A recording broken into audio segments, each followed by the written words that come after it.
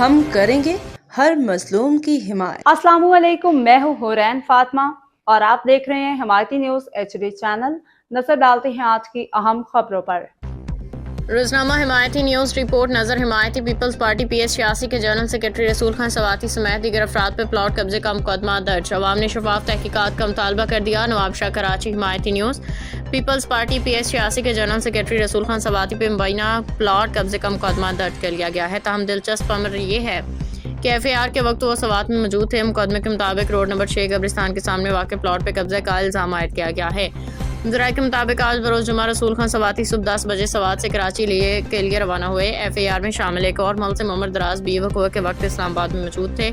مقدمے میں عمران گجر، جنہوں نے متحدہ قومی موومنٹ سے الیکشن لڑا، کے بھائی نوید گجر کا نام بھی شامل ہے، جبکہ نوید گجر کا بڑا بھائی عمرے کی سعادت حاصل کر رہا ہے۔ اہل علاقہ کے مطابق ان کی غیر موجودگی میں بھی FIR درج کر لی گئی۔ دوسری جانب روڈ نمبر 6 کے ایک اور رہائشی جسم مقامی طور پر میر کامریڈ کہا جاتا ہے، اسے CIA حکام اپنے ساتھ لے گئی ہیں۔ تاحال اس کی گرفتاری موجودگی کے بارے میں کوئی معلومات سامنے نہیں آئیں۔ عوامی حلقوں کا کہنا ہے کہ مذکورہ پلاٹ کس نے خریدا، کب خریدا، کس سے خریدا، قبضہ کب ہوا، یہ تمام معاملات عدالت میں ہی ثابت ہوں گے۔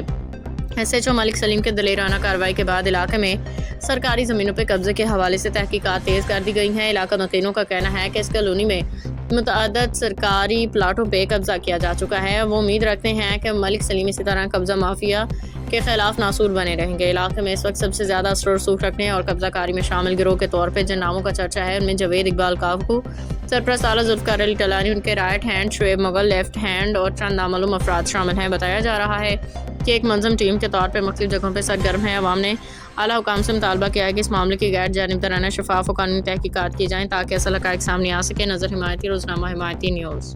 باخبر رہیے ہر جگہ ہر وقت، جانیے ملکی و غیر ملکی حالات و واقعات یقین کے ساتھ۔